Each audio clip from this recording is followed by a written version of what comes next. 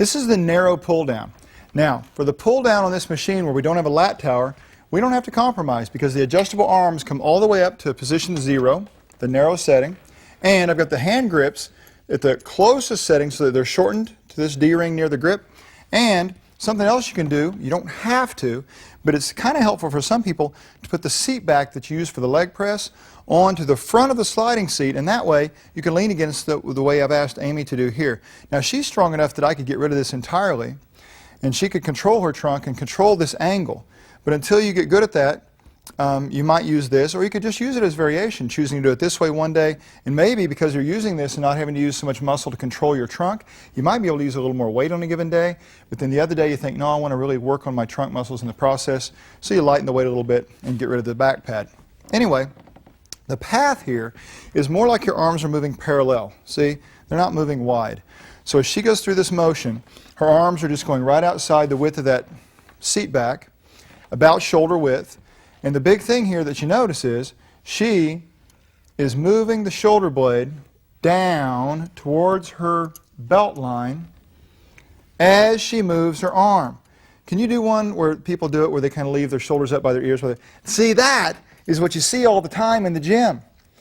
And they're not really moving their shoulder blades. And they're not getting the contraction and the function of the muscles and the joints that they need to. So really take the time to learn the shoulder blade thing. It's hard because you can't readily see your shoulder blades while you're sitting here facing ahead. So you've got to kind of take the time. You might even have to do this little scapular depression thing where you just learn that by itself and go, oh, that's what that feels like. Now I know, and now I can put it together and make one fluid motion, not two jerky ones, but one fluid motion into this pull down. And she's thinking about bringing her arm by her side and squeezing it back. And the only other thing I can tell you is that if you were taller like me and had longer arms and a longer torso, I would probably have to scoot this bench back and lock it in one of those holes further from the cables here.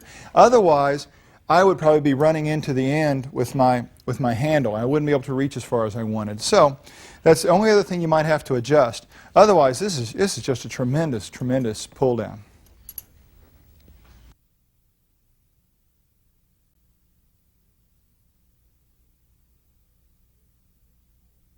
This is called a mid-range pull down, and that doesn't mean you're moving through a partial range.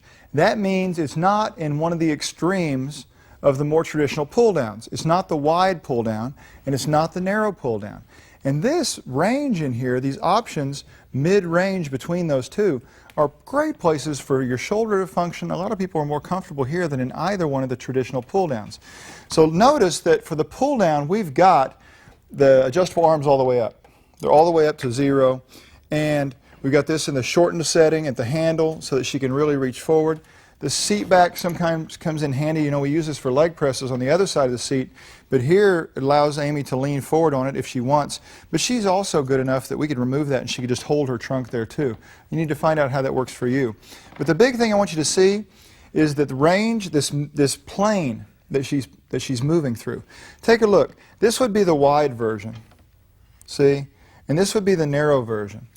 So we're saying that between this and this, there's a bunch of options. And there's exactly in the middle, and that's what she's doing right there. And it really feels a little bit different, doesn't it? It's a great thing for your shoulders. Now watch the sequence of events here, where as she's doing this, she lets these shoulder blades go down towards her waistline as she's bringing her arm down. So nothing has really changed from any of the other pull downs in terms of the sequence of events, the unified fluid motion between the shoulder blade and the arm. The big thing that's changed is this plane that we're moving through, not being by her side, not being totally away from her side, but being right in between.